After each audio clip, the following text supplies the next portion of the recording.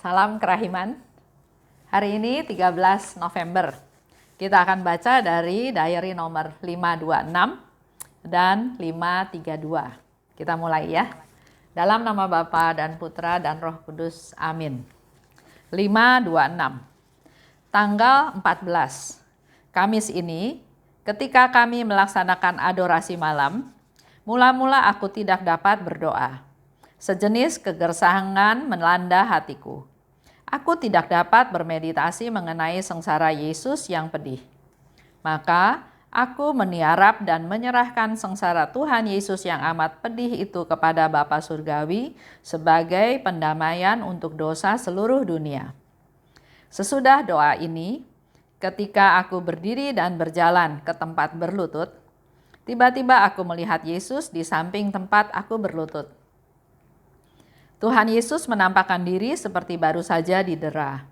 Dengan tangannya, Yesus memegang pakaian putih. Dengan itu, ia mendandani aku. Sebuah tali ia lilitkan pada pinggangku, dan kemudian ia mengenakan padaku mantel merah, seperti yang pernah ia kenakan dalam sengsaranya. Ia memasang pada kepalaku sebuah kerudung dengan warna yang sama, dan ia berkata kepadaku, "Beginilah engkau dan teman-temanmu akan didandani. Hidupku sejak lahir sampai mati disalib akan menjadi model bagimu. Tataplah aku dan hiduplah menurut apa yang engkau lihat. Aku ingin agar engkau membenamkan diri lebih dalam di dalam rohku dan memahami bahwa aku lemah lembut dan rendah hati." 532. Sesudah komuni kudus, aku melihat Tuhan Yesus yang menyampaikan kata-kata ini kepadaku. "Hari ini, benamkanlah dirimu dalam roh kemiskinanku dan aturlah segala sesuatu sedemikian rupa, sehingga orang yang paling miskin pun tidak akan memiliki alasan untuk cemburu terhadapmu. Aku menemukan kenikmatan bukan dalam gedung-gedung yang besar dan patung-patung yang megah, tetapi dalam hati yang murni dan rendah." Tanggal 14, Kamis. Adorasi malam. Adorasi biasa dilakukan menjelang Jumat pertama. Sama ya, seperti di paroki saya juga, Santo Andreas, ada adorasi hari Kamis sebelum Jumat pertama. Mula-mula aku tidak dapat berdoa. Ada kegersangan melanda diriku. Tidak dapat bermeditasi tentang sengsara Yesus yang pedih. Jadi kalau ada di antara kita, saya juga pernah dengar sharing, "Bu Esther, saya lagi nggak bisa berdoa, nggak bisa fokus." Suster Faustina hari ini juga memberikan sharing kepada kita bahwa dia juga ada kegersangan dan dia nggak bisa berdoa. Maka aku meniarap dan menyerahkan sengsara Tuhan Yesus yang pedih pada Bapa Surgawi sebagai pendamaian untuk dosa seluruh dunia. Jadi pada waktu dia tidak bisa berdoa, dia bukannya pergi, tapi dia tetap melakukan tindakan tertentu. Dia meniarap, dia mempersembahkan sengsaranya Yesus kepada Bapa Surgawi sebagai pendamaian untuk dosa seluruh dunia. Aku melihat Yesus di samping tempatku berlutut. Jadi waktu itu dia nggak bisa berdoa, waktu dia berlutut nggak bisa berdoa, akhirnya dia meniarap. Setelah tiarap, dia balik lagi ke tempat dia berlutut, tapi di situ dia melihat Yesus ya, di samping tempatku berlutut. Tuhan Yesus seperti baru didera. Dia melihat satu pemandangan, satu penglihatan, Yesus sepertinya baru didera. Yesus dengan tangannya memegang pakaian putih, ia mendanani aku, tali dililitkan di pinggangku. Ia mengenakan mantel merah, seperti yang ia pakai dalam sengsaranya. memasang pada kepalaku sebuah kerudung. Jadi Faustina merasakan Yesus mendandani dia seperti yang tadi dikatakan ya. Ia berkata kepadaku, beginilah engkau dan teman-temanmu akan didandani. Jadi apa yang dialami oleh Yesus juga akan dialami oleh Suster Faustina. Dikasih mantel merah, mantel penderitaan, mantel cemooh, siksaan, didera ya, disakiti. Yesus katakan lagi, hidupku sejak lahir sampai mati di salib akan jadi model bagimu. Di diary yang lain, Yesus katakan pada Suster Faustina, hidupmu harus seperti hidupku, dari palungan sampai salib. Di sini dikatakan, hidupku sejak lahir sampai mati di salib akan jadi model bagimu. Jadi apa yang dialami oleh Yesus, dikatakan oleh Yesus pada Suster Faustina bahwa itu akan jadi model hidupmu. Tataplah aku dan hiduplah menurut apa yang kamu lihat. Yesus mengampuni orang, Yesus didera, Yesus menderita, Yesus menyembuhkan orang, Yesus memberi makan, dan banyak hal lain yang Yesus lakukan. Itu menjadi sesuatu contoh yang harus dilakukan oleh Suster Faustina. Tataplah aku dan hiduplah menurut apa yang kamu lihat. Aku ingin agar engkau membenamkan diri lebih dalam di dalam rohku dan memahami bahwa aku lemah lembut dan rendah hati. Jadi pengertian Yesus itu lemah lembut dan rendah hati nggak bisa hanya dibaca seperti itu saja. Perlu direnungkan, perlu didalami, perlu dihayati. Yesus ada ya di firman Tuhan mengatakan belajarlah padaku karena aku ini lemah lembut dan rendah hati. Nah, belajarnya itu adalah dengan cara benamkan lebih dalam dirimu dalam rohku. Untuk dapat memahami bahwa Yesus itu lemah lembut. Yesus itu rendah hati. Jadi untuk bisa belajar dari Yesus bukan hanya sekedar belajar tapi menenggelamkan diri, menghayati, merenungkan apa yang Yesus lakukan, Yesus katakan, itulah salah satu dari bukti kerendahan hati dan kelemah lembutan.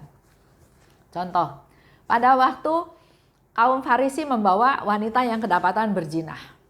Kita tahu semua bahwa waktu itu hukumnya adalah perempuan itu harus dirajam sampai mati. Tapi dengan kelemah lembutan Yesus, dia nggak ikut menghakimi, dia juga nggak menyalahkan siapa-siapa, dia tetap menulis di tanah, dan Yesus cuma katakan, kalau di antara kalian merasa tidak berdosa, ya silahkan lemparkan batu kepada perempuan itu mulai dari yang paling tua. Dia pun nggak menyalahkan si kaum Farisi, dia juga nggak membuat si perempuan ini disiksa, disakiti, tapi dengan kelemah lembutan. Saya ingat apa yang dikatakan oleh Romo Subagio dalam beberapa hari yang lalu ya, dalam meeting Zoom untuk KKI KAJ. Dia juga memberikan contoh tentang kelemah lembutan, tentang kerendahan hati, tentang pengampunan.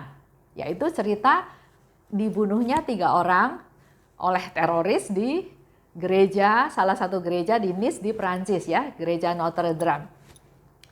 Kalau kita melihat dari satu sisi, 3 orang itu nggak berdosa, 3 orang itu kerja di gereja, 3 orang itu ada di gereja untuk ketemu Tuhan.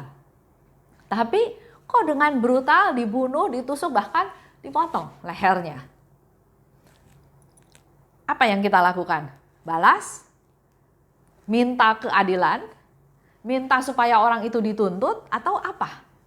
Ya. Nah, di situ Romo Subagio mengingatkan kita semua bahwa kita sebagai devosan kerahiman jangan ikut hukum dunia. Kita yang devosan harus ikut hukumnya Tuhan. Mengampuni, berbelas kasih, bukan kejahatan dibalas dengan kejahatan, tapi mari kita memberikan contoh membalas dengan kebaikan.